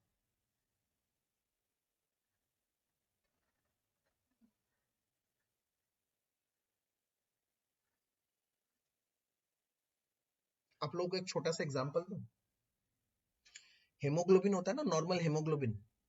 ऐसे तो मैं बायोलॉजी में जा रहा हूं थोड़ा सा. अगर मैं हेमोग्लोबिन की बात करता हूं ना, तो हेमोग्लोबिन में क्या होता है, नॉर्मल सीक्वेंस क्या होता है, वेलानिन होता है, उसके बाद हिस्टामाइन होता है, उसके बाद ल्यूसीन होता है, उसके बाद थ्रोम्बोप्लास्टिन होता है, उसके बाद प्रोलीन होता है, उसके बाद ग्लूटामिन होता है, उसके बाद फिर ग्लूटामिन होता है, उसके बाद लाइसिन होता है. एग्जांपल दे रहा हूं. और अगर हेमोग्लोबिन के अंदर ये सब सेम रहा, बस इस ग्लूटामिन की जगह अगर वेलिनिन आ जाता है, तो आपको पता है क्या हो जाता है? वो हेमोग्लोबिन नहीं रहता, वो सिक्कल सेल हेमोग्लोबिन हो जाता है. सिक्कल सेल हेमोग्लोबिन नहीं रहता, वो सिक्कल सेल हेमोग्लोबिन हो जाता है. और इस केस में इंसान को हेमोग्लोबिन की कमी से बीमारी होती है, एनीमिया. सुना होगा तुम लोगों ने बहुत ज्यादा. एनीमिया हो जाता है. मतलब इस लंबे सीक्वेंस में सिर्फ एक बदलाव में कहानी पलट जाती है भाई, कहानी पलट जाती है.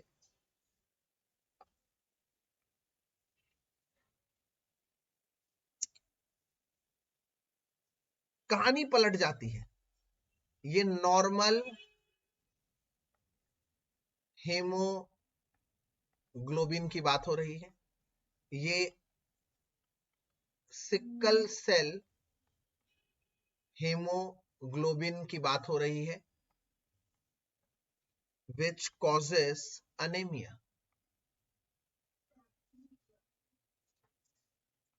It arises, ये क्यों होता है?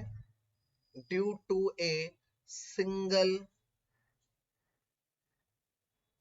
change of glutamine to valine. इस सिंगल चेंज से भाई साहब दुनिया उलट पुलट हो जाती है इंसानों की.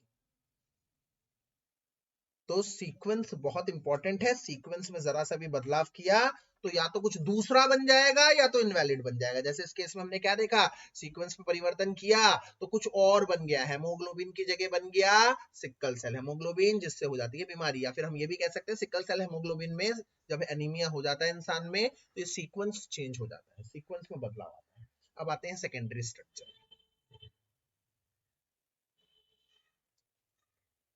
4 स्ट्रक्चर है, ध्यान से देखिएगा. 10-15 मिनट का लेक्चर और रह गया है, प्रोटीन खत्म होने वाला है. Secondary structure.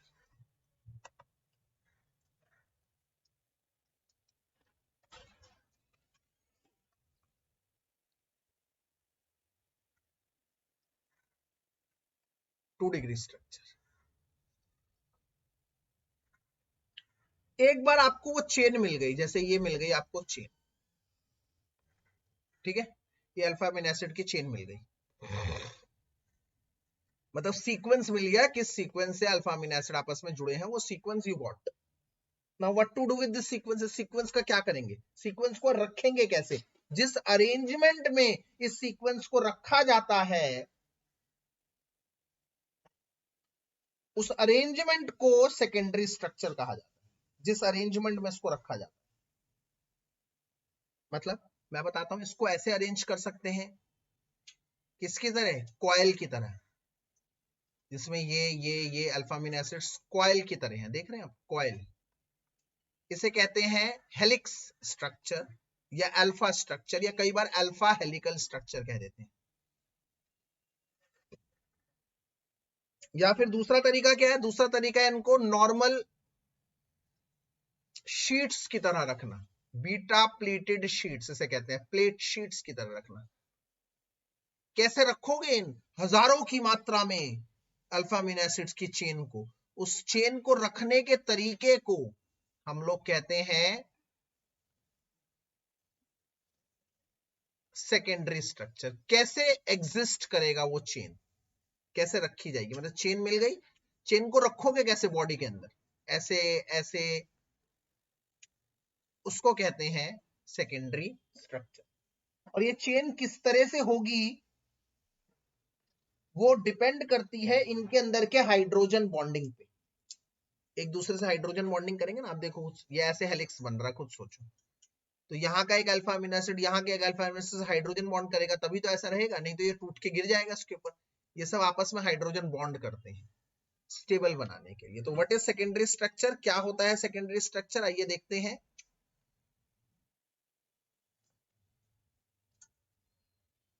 The arrangement of polypeptide, the arrangement of polypeptide, polypeptide को किस तरह से अरेंज करोगे,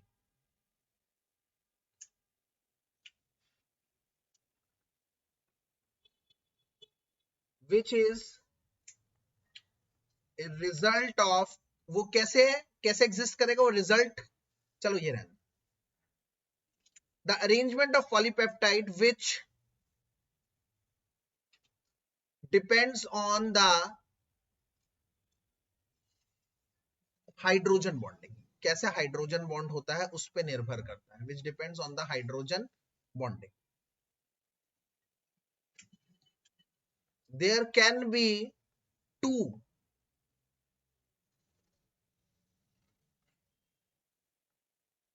possible ways, alpha helix, beta pleated, there can be two possible ways, दो possible ways हैं इसके, that is alpha helical and beta pleated, alpha helical and beta pleated, ठीक है, दो तरह के पॉसिबिलिटीज हैं। जब कॉयल की तरह बन जाते हैं अल्फा हेलिकल, जब प्लेट शीट्स की तरह बनते हैं बीटा प्लेटेड, बस इसमें और कुछ नहीं करना। अब आते हैं अगले पर, टर्शरी स्ट्रक्चर।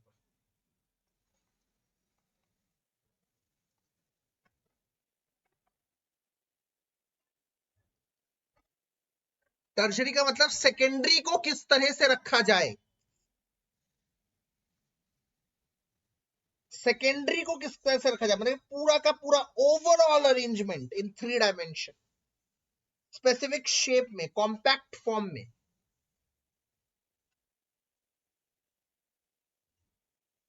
द ओवरऑल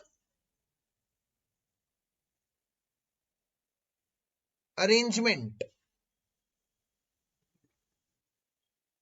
और definite pattern in which the entire protein, पूरा का पूरा, the entire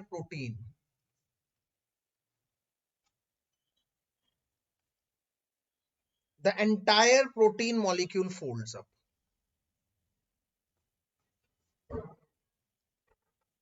The overall arrangement or definite pattern in which the entire protein molecule folds up in 3D, उसे हम कहते हैं टर्शरी स्ट्रक्चर। पूरा कैसे एग्जिस्ट करेगा उसे हम कहते हैं tertiary structure.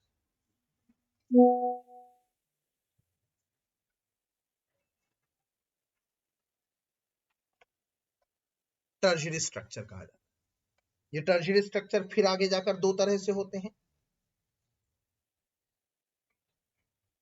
There are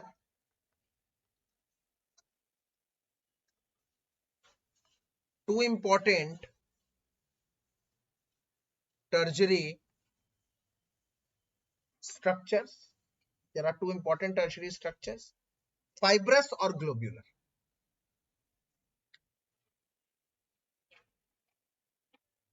fibrous और ग्लोब्यूलर. अब क्या अंतर होता है इनमें, आइए देखते हैं.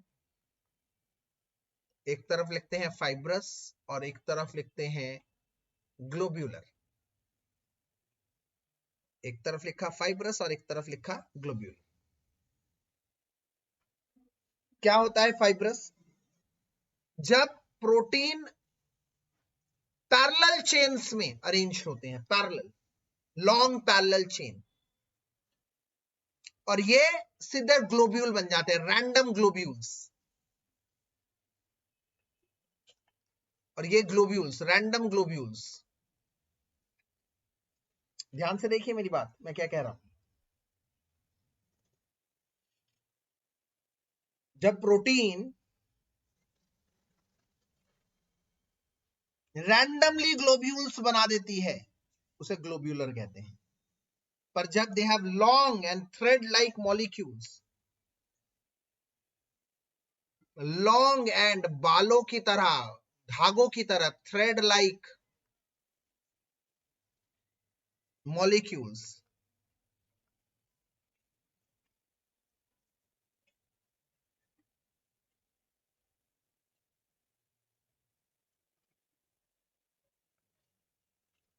which are held by H bonding, या तो H bonding होती है और डाइसल्फाइड लिंकेजेस, उनको कहते हैं फाइब्रस. और ग्लोब्यूलर में क्या है? Randomly globule. जैसे ऊन, ऊन का ढेला बांधते हैं ना हम लोग, देखते हैं मम्मी हमारे ऊन ऊन ऐसे पकाती हैं, उनका गोला. Protein is folded around itself,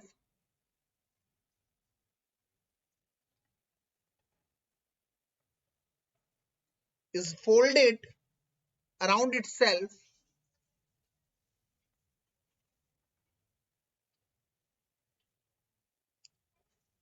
to give a globular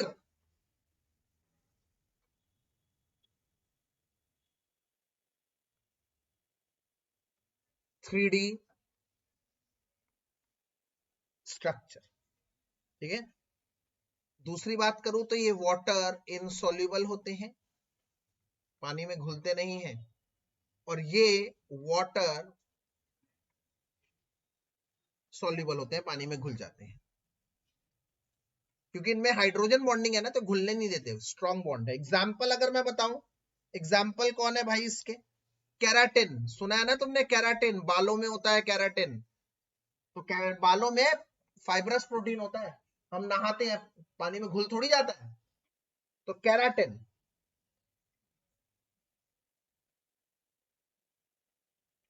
present in hair, nails, जहां जहां ग्रोथ होती है, ग्रोथ नाखूनों में. और दूसरा एग्जांपल क्या है? मायोसिन.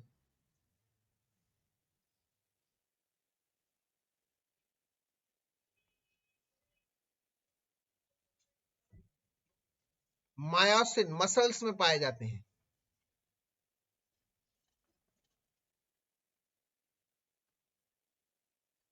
मसल्स में पाए जाते हैं. कोलेजन. कोलेजन, कोलेजन टेंडन्स हड्डियों में पाए जाते हैं ना. Present in bones. ये सब एग्जाम्पल है फाइब्रस प्रोटीन के. भैया एग्जाम्पल जो भी लिख रहा हूं ना भाई, बहुत इंपॉर्टेंट है, ध्यान करना. और इसके एग्जाम्पल्स क्या है?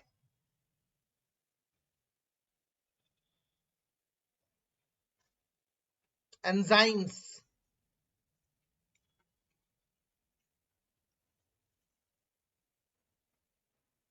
एंजाइम्स जैसे एग्जाम्पल पेप्सिन, इंसुलिन, हेमोग्लोबिन,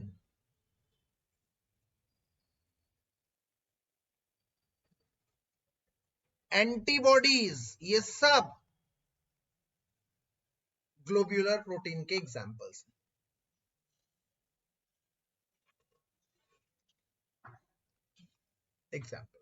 तो भाई ये बहुत ध्यान कर लीजिएगा। आखिरी पड़ाव पे चलते हैं, क्वाटरनरी स्ट्रक्चर। ध्यान से देखिएगा दोबारा, प्राइमरी स्ट्रक्चर क्या है? जिस सीक्वेंस में अल्फा अमीनो एसिड जुड़े हुए हैं उस सीक्वेंस को कहते हैं प्राइमरी स्ट्रक्चर। प्राइमरी स्ट्रक्चर किस तरह से रखे जाएंगे, इसे कहते हैं सेकेंडरी स्ट्रक्चर। इसको फिर ओवरऑल कैसे रखेंगे, उसे कहते हैं टर्शियरी स्ट्रक्चर। अब तक हमने ये तीन चीजें करी। अब आखिरी स्ट्रक्चर है फोर्थ, क्वाटरनरी या फिर 4 डिग्री स्ट्रक्चर। तुम कहोगे सर अब इसमें क्या रह गया, ओवरऑल अरेंजमेंट हो तो गई, खत्म हो गया काम। यस, बट कई बार क्या होता है, एक पॉलीपेप्टाइड के ओवरऑल अरेंजमेंट से प्रोटीन नहीं बनता। एक पॉलीपेप्टाइड के ओवरऑल अरेंजमेंट से प्रोटीन नहीं बनता, एक से अधिक पॉलीपेप्टाइड की आवश्यकता होती है। मतलब क्या कहना चाहता हूं मैं, मतलब मान लो एक में 60 है अल्फा अमीनो एसिड, इसे प्रोटीन नहीं कहेंगे। एक में 40 है अल्फा अमीनो एसिड, नहीं कहेंगे। पर जब दोनों को मिला दिया जाता है तो वो तो प्रोटीन बनेगा, क्योंकि 100 से ज्यादा हो गई संख्या। तो इस बार कई बार जब एक से अधिक पॉलीपेप्टाइड की चेन आपस में मिलकर स्ट्रक्चर बनाती है, जैसे कि मैंने आपको बताया, एक ये है, ये एक पॉलीपेप्टाइड की चेन हो गई, ये एक पॉलीपेप्टाइड की चेन हो गई, 2 different polypeptides. When 2 or more polypeptide chains held in 3D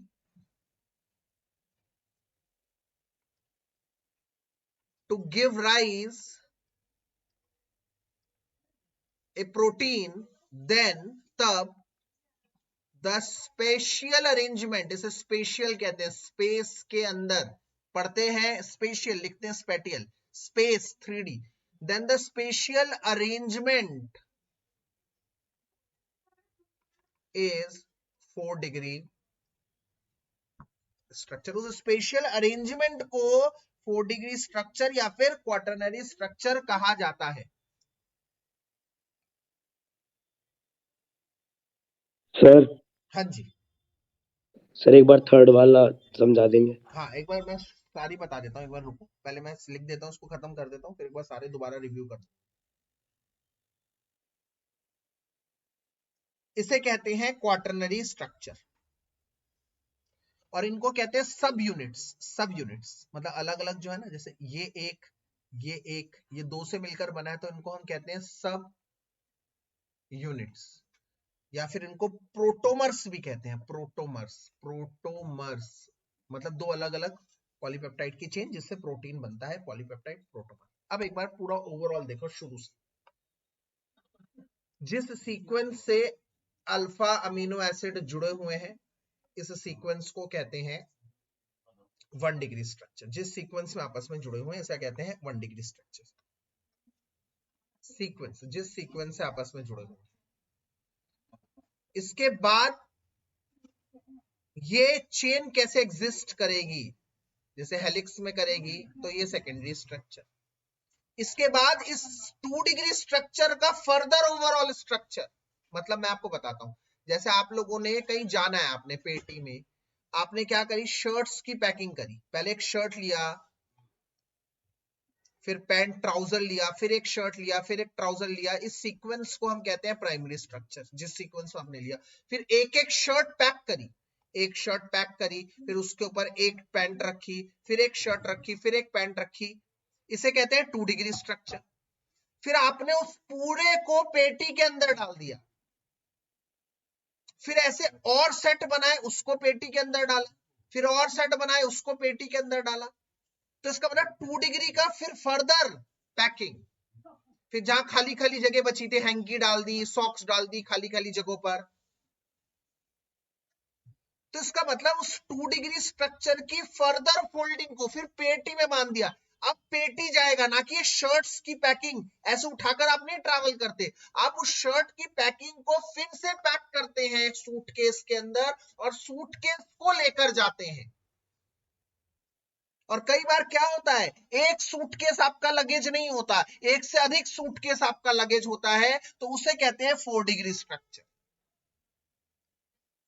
तो इस 2 डिग्री स्ट्रक्चर की फिर से फोल्डिंग को, 2 डिग्री स्ट्रक्चर की फिर से फोल्डिंग को, ओवरऑल फोल्डिंग को कहते हैं 3 डिग्री। और जब एक से अधिक चेन आपस में मिल जाती है तो उसे कहते हैं 4 डिग्री। एक बार आखिरी बार सब मेरे साथ दोहराएंगे और मेरी बात को सुनेंगे। जिस सीक्वेंस में अल्फा अमीनो एसिड को आपस में जोड़ा जाता है उस सीक्वेंस को कहते हैं 1 डिग्री स्ट्रक्चर। सीक्वेंस मिलने के बाद आपके पास चेन हाजिर हो गई, उस चेन को आप कैसे एग्जिस्ट करेंगे, कैसे रखेंगे, उसे 2 degree.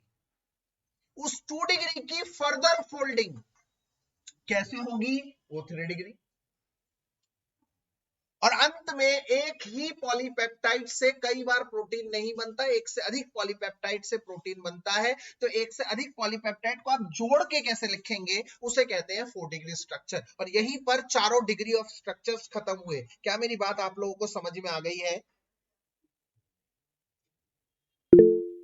Yes, sir. Good. Yes Samriddhi? Sir, I was saying समझ में आ गई आपकी बात। अच्छा अच्छा, okay good. Now the last, what is the last point sir? कि हर एक प्रोटीन बहुत स्पेसिफिक होता है बच्चों।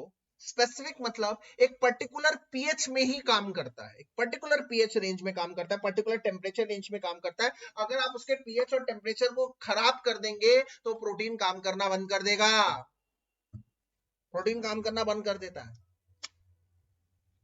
है ना। मैं आपको एग्जांपल देता हूं, जब हमें बुखार आ जाता है तो आप जानते हैं हमारे पेट का डाइजेशन खराब हो जाता है, हमें मुंह में टेस्ट नहीं आता, हमारे खाने का कोई टेस्ट नहीं समझ में आता जब हमें बुखार हो जाता है। क्यों? क्योंकि जब हमें बुखार आ जाता है तो हमारे बॉडी का टेम्परेचर बढ़ जाता है। तो बॉडी के टेम्परेचर के बढ़ने से प्रोटीन डीएक्टिवेट हो जाते हैं, प्रोटीन काम करना बंद कर देते हैं। पेट के वो प्रोटीन जो खाने को डाइजेस्ट कर रहे थे वो बंद हो गए, काम करना बंद कर दिया। मुंह के वो प्रोटीन जो टेस्ट ला रहे थे, सलाइवा, अमाइलेज, वो काम करना बंद कर देंगे। तो proteins are very specific, they works under a particular range of pH and temperature. तो अगर तुमने उसके पीएच टेम्परेचर को चेंज कर दिया तो वो काम करना बंद कर देंगे, क्योंकि प्रोटीन में क्या होता है, पीएच और टेम्परेचर चेंज करने से प्रोटीन की अनकॉइलिंग हो जाती है। अनकॉइलिंग मतलब प्रोटीन खुल जाता है।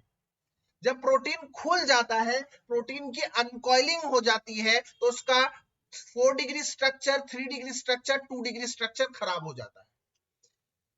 जब ये तीनों खराब हो जाते हैं बच्चों, इसे कहते हैं प्रोटीन का बायोलॉजिकल एक्टिविटी लॉस हो गया, डीनेचुरेशन ऑफ प्रोटीन, इसे कहते हैं denaturation of protein. Denaturation of protein. Proteins works under an optimum range of pH and temperature. Protein works under an optimum range of pH and temperature. And when, जब this optimacy is distorted, इस range को बिगाड़ दिया जाता है, distorted मतलब बिगाड़ दिया जाता है, then proteins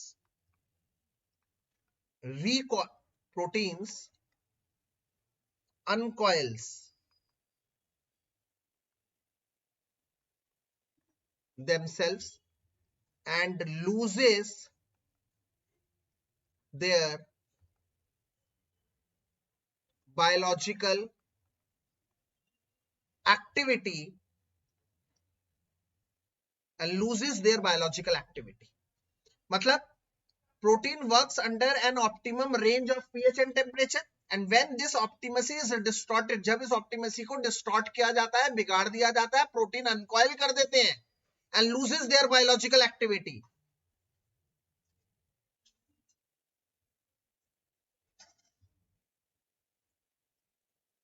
Their 2 degree 3 degree and 4 degree structure uncoil हो जाने का मतलब प्रोटीन सीधे हो गया, खुल गया तो ये भी खराब, ये भी खराब, ये भी खराब, तीनों खराब, ये तीनों खराब हो जाएंगे. Their 2 degree 3 degree 4 degree structures are lost.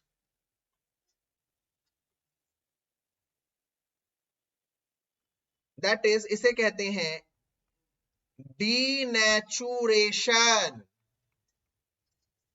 इसे कहते हैं डीनेचुरेशन. डी मतलब removal, natural activity of work remove हो जाता है.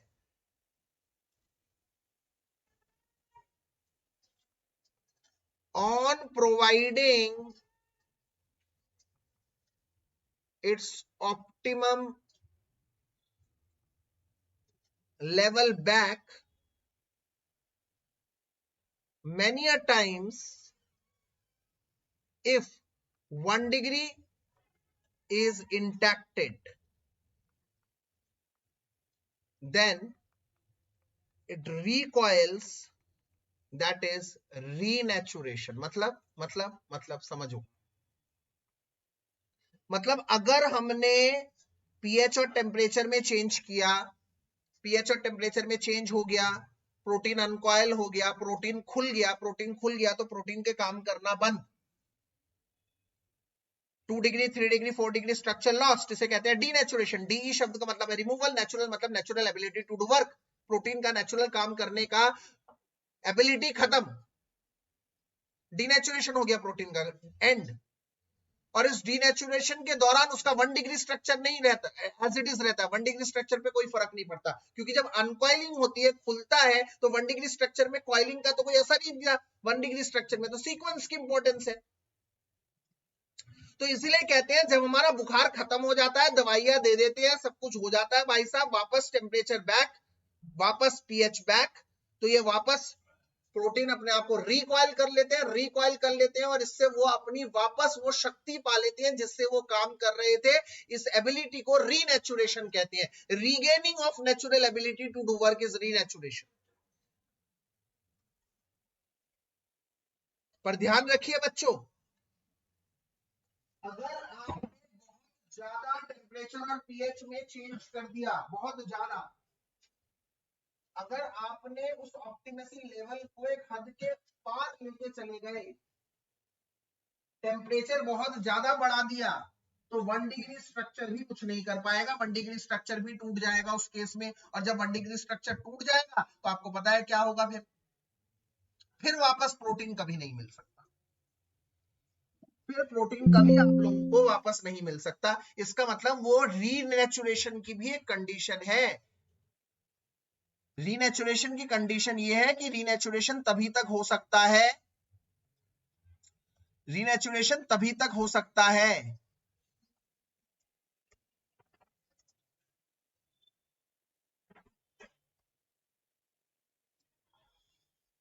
जब तक उसका 1 डिग्री स्ट्रक्चर इंटैक्ट रहता है. अगर किसी कारणवश 1 डिग्री स्ट्रक्चर खराब हो जाता है, वो कुछ काम नहीं कर पाएगा, फिर काम खत्म, केस खत्म, फिर कुछ नहीं कर पाओगे आप लोग. जैसे अंडे को उबालना, अंडे को उबालते हैं तो उसमें बहुत ज्यादा टेम्परेचर चेंज कर देते हैं भाई, फिर वापस जब अंडे को ठंडा करते हैं तो उसका योक पार्ट जो होता है ना, अंडे के अंदर का योक पार्ट, वो डीनेचर्ड हो जाता है. इसलिए तो कहते हैं अंडे के अंदर वाला पार्ट मत खाया करो. आप देखते हैं ना जो जिम करते हैं वगैरह करते हैं, क्यों? कि वो तो डीएक्टिवेटेड प्रोटीन है, उसमें तो प्रोटीन है, उसमें तो चर्बी है सिर्फ.